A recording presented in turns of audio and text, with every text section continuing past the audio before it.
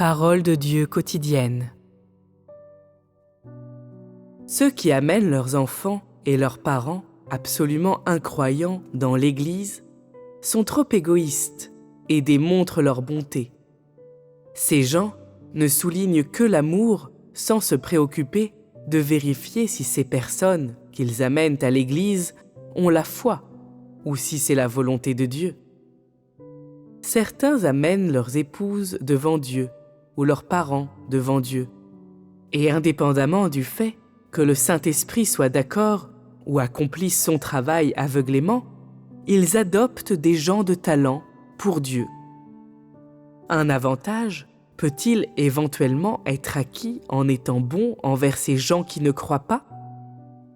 Même si ces incroyants en qui le Saint-Esprit n'est pas présent luttent pour suivre Dieu, ils ne peuvent quand même pas être sauvés, contrairement à ce que certains croient. Ceux qui reçoivent le salut ne sont pas réellement si faciles à acquérir. Ceux qui n'ont pas fait l'objet du travail du Saint-Esprit, ni n'ont subi ses épreuves, et qui n'ont pas été perfectionnés par le Dieu incarné, ne peuvent pas du tout devenir des êtres complets. Par conséquent, le Saint-Esprit n'est pas présent en ces gens déjà depuis le début de leur marche vers Dieu. Une marche uniquement selon la forme. Selon leurs conditions et leurs états réels, ils ne peuvent tout simplement pas être perfectionnés. Ainsi, le Saint-Esprit ne leur dévoue pas beaucoup d'énergie et il ne procure aucune illumination ni ne les guide d'aucune manière.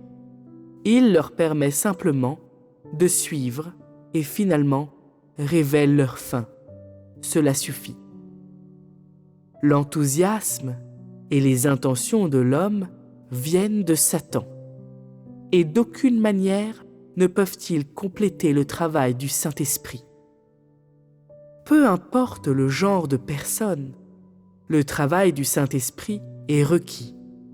Une personne peut-elle perfectionner une autre personne? Pourquoi un mari aime-t-il sa femme? Pourquoi une femme aime-t-elle son mari? Pourquoi les enfants sont-ils respectueux de leurs parents? Et pourquoi les parents adorent-ils leurs enfants?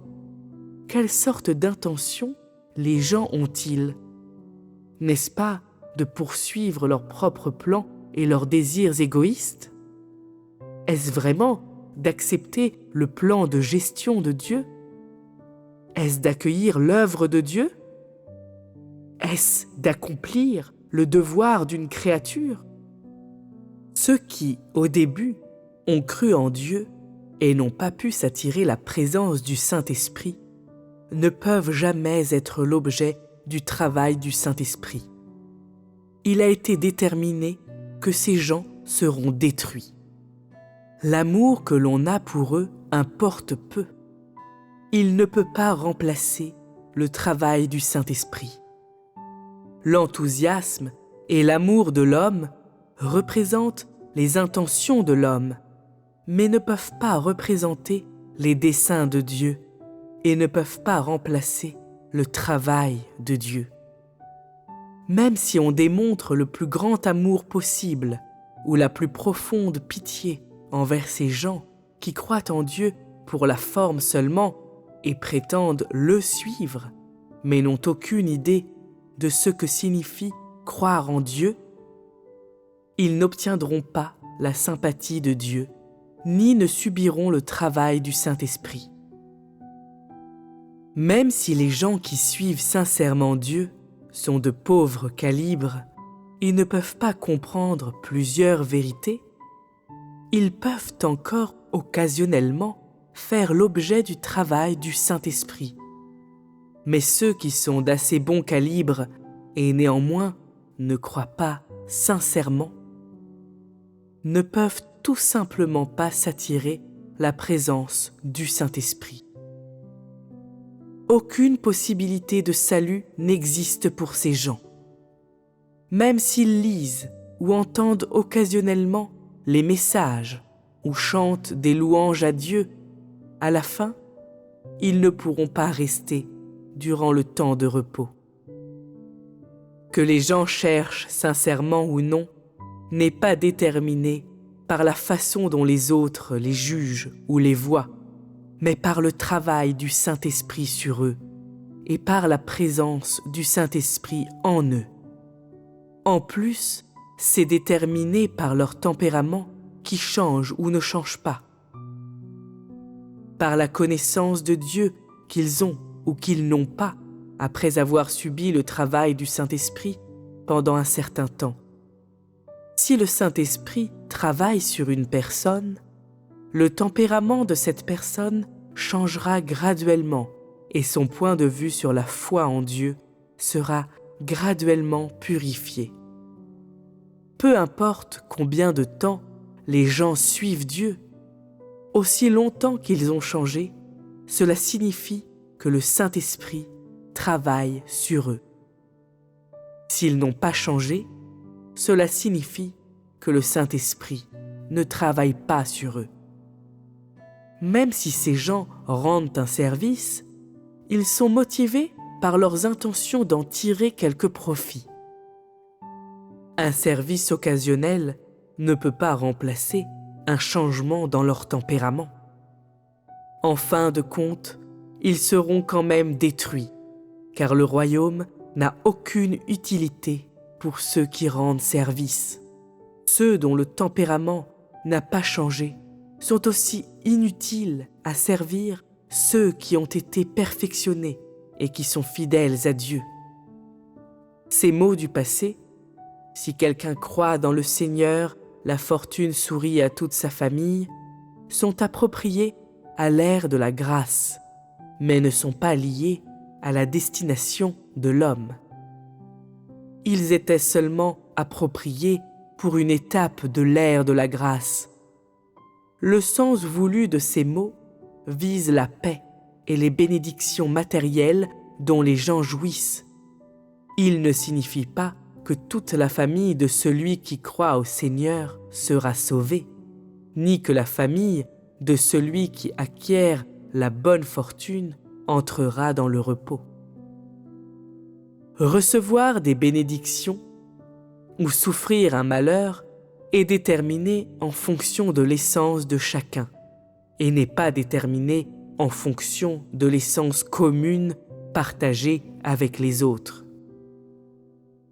Le royaume n'accepte tout simplement pas ce genre de dicton ou ce genre de règles. Si finalement quelqu'un est en mesure de survivre, c'est parce qu'il a satisfait aux exigences de Dieu. Et si quelqu'un est finalement incapable de rester durant le temps de repos, c'est parce que cette personne a désobéi à Dieu et n'a pas satisfait aux exigences de Dieu. Toute personne a une destination appropriée. Ces destinations sont déterminées en fonction de l'essence de chaque personne et n'ont absolument aucun rapport entre elles.